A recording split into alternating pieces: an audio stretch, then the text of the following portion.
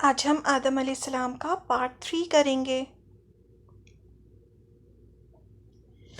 ابلیس کو چین نہیں تھا، اس کے دل میں وسوسے اس نے آدم علیہ السلام کے دل میں وسوسے ڈالنے شروع کر دیے کہ اس پیڑ کا پھل کھا لو جس کے لیے اللہ نے انہیں منع کیا تھا۔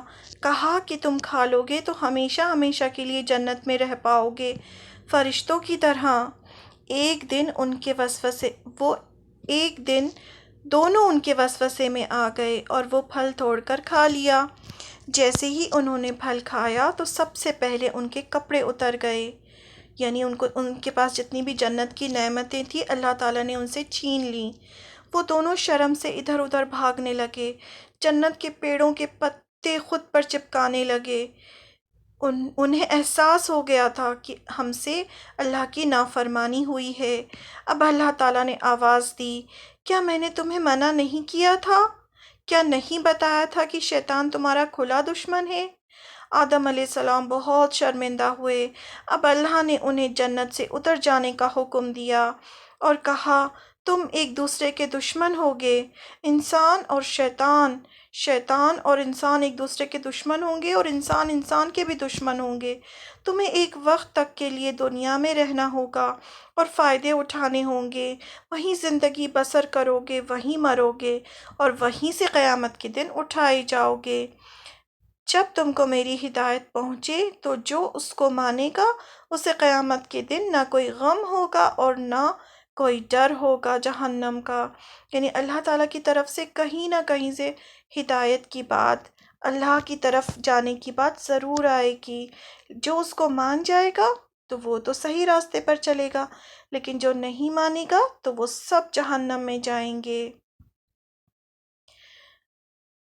لیکن جو نہیں مانے گا، ہدایت کو جھٹلائے گا، وہ سب آگ میں جائیں گے اور اسی میں رہیں گے۔ کہا جاتا ہے کہ آدم علیہ السلام کو ہند میں اور حوا علیہ السلام کو جدہ میں اتارا۔ اللہ عالم، اس کے الگ الگ روایت ملتی ہیں، لیکن ہمیں صحیح نہیں پتا کہ کیا وہ کہاں اتارے گئے تھے۔ وہ بہت شرمندہ تھے، اپنی غلطی پر توبہ کی تو اللہ تعالیٰ نے انہیں کچھ کلمات سکھائے جس کو انہوں نے جب پڑھا تو اللہ تعالیٰ نے انہیں معاف کر دیا اور عرفات کے میدان میں وہ ملے۔ یہ روایت بھی شیور نہیں، اللہ عالم۔ پھر دنیا شروع ہوئی۔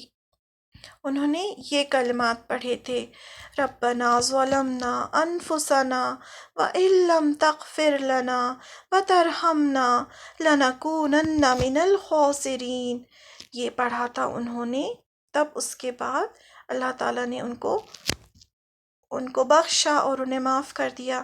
دیکھیں، شیطان سے بھی غلطی ہوئی لیکن شیطان نے اللہ تعالیٰ سے معافی نہیں مانگی، لیکن آدم علیہ السلام سے غلطی ہوئی، بھول ہوئی تو انہوں نے فوراً اللہ تعالیٰ سے معافی مانگی۔ تو اگر ہم سے بھی کوئی بھول ہو جائے، کوئی غلطی ہو جائے تو ہمیں بھی چاہیے کہ ہم فوراً اللہ تعالیٰ سے معافی مانگ لیں۔ اب حوا علیہ السلام نے 20 ولادت میں 40 بچوں کو پیدا کیا، یعنی انہی سے دنیا آگے بڑھی۔ ہر بار جڑواں بچے پیدا ہوتے تھے، ایک لڑکا اور ایک لڑکی۔ جو ایک ساتھ پیدا ہوتے تھے ان کی شادی نہیں ہو سکتی تھی، جو الگ الگ پیدا ہوتے تھے ان کی شادی ہو سکتی تھی۔ آدم علیہ السلام نے اپنی اولاد کو وہ سب سکھایا جو اللہ تعالیٰ نے انہیں سکھایا تھا۔ سب ایک اللہ کی عبادت کرتے تھے، کھیتی کرتے تھے اور جانوروں کو پالتے تھے۔ اس پر اللہ نے قرآن شریف میں کہا، اے لوگوں، اپنے رب سے ڈرو جس نے تمہیں ایک ہی جان سے پیدا کیا۔ کس جان سے؟ آدم علیہ السلام سے سب کو پیدا کیا۔ تو اس اللہ سے ڈرو جس نے تم سب کو ایک جان سے پیدا کیا۔ آدم علیہ السلام کے بیٹوں میں 2 بیٹے تھے، قابیل اور حابیل۔ قابیل کے ساتھ جو بیٹی پیدا ہوئی تھی وہ بہت خوبصورت تھی، لیکن حابیل کے ساتھ جو پیدا ہوئی تھی وہ خوبصورت نہیں تھی۔ قابیل نے آدم علیہ السلام سے کہا کہ وہ اپنی جڑواں بہن سے شادی کرے گا۔ آدم علیہ السلام نے منع کیا کیونکہ اللہ نے اس کی اجازت نہیں دی تھی۔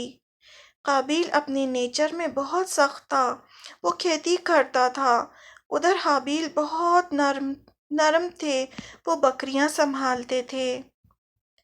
آدم علیہ السلام نے کہا، تم دونوں اپنی قربانی اللہ کے سامنے پیش کرو، جس کی قربانی اللہ تعالیٰ قبول کر لیں گے وہ صحیح ہوگا۔ اس زمانے میں جب اللہ کے لیے قربانی پیش کی جاتی تھی تو ایک آگ آتی تھی آسمان سے، جس کی قربانی وہ آگ کھا لیتی تھی، یعنی اس کی قربانی کو آگ لگ جاتی تھی، اس کی قربانی قبول ہو جاتی تھی۔ حابیل نے سب سے اچھا جانور قربانی کے لیے دیا اور قابیل نے سب سے ردی فصل کا حصہ۔ آگ آئی اور حابیل کی قربانی کو کھا لیا۔ اس پر قابیل بہت غصہ ہوا۔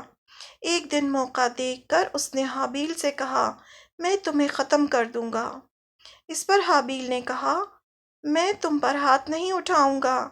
اس پر قابیل نے حابیل کے سر پر بڑا سا پتھر مارا اور وہ مر گیا۔ اب قابیل کو سمجھ نہیں آیا کہ حابیل کی لاش کا کیا کرے، کیونکہ ابھی تک کوئی مرا نہیں تھا۔ اللہ تعالیٰ نے 2 کوؤں کو بھیجا، انہوں نے بھی ایسے ہی لڑائی کی اور ایک دوسرے کو مار ڈالا۔ پھر پہلے نے گڈھا کھودا اور اس میں دوسرے کی لاش کو دفنا دیا۔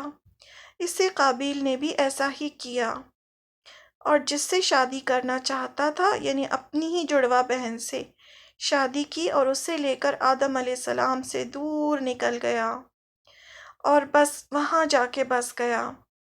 آدم علیہ السلام کے ساتھ جتنے لوگ تھے، جو شیطان کے بہکاوے میں آتے گئے، وہ قابیل سے ملتے گئے۔ آدم علیہ السلام کو جب حابیل کے قتل کے بارے میں پتہ چلا تو بہت تکلیف ہوئی۔ آدم علیہ السلام نے شیث علیہ السلام کو اللہ تعالیٰ نے شیث علیہ السلام کو ان کے بعد نبی بنایا، جو ان کے ہی بیٹے تھے۔ آدم علیہ السلام نے شیث علیہ السلام کو سارا علم سکھایا۔ اللہ تعالیٰ نے 104 صحیفے یعنی ریٹن لاز شریعہ کے اتارے، اس میں سے 50 شیث علیہ السلام کو دیے۔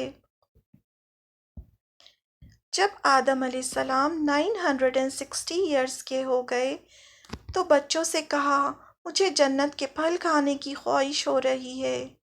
سارے بچے ادھر ادھر پھیل گئے۔ پھل ڈھونڈنے کے لیے راستے میں ان کو موت کے فرشتے ملے جو انسانی شکل میں تھے۔ انہوں نے کہا کہ واپس جاؤ، آدم علیہ السلام کی موت کا وقت قریب ہے۔ آدم علیہ السلام نے اپنے 40 سال داؤد علیہ السلام کو دے دیے تھے، ورنہ ان کی عمر 1000 سال تھی۔ فرشتوں نے روح قبض کی، غسل دیا، خوشبو لگائی اور دفنایا۔ ان کی موت کے 1 سال بعد ہی حوا علیہ السلام کا بھی انتقال ہو گیا۔ تو یہ ہماری آدم علیہ السلام کی سٹوری یہاں پر الحمدللہ ختم ہوئی۔ السلام علیکم ورحمۃ اللہ وبرکاتہ۔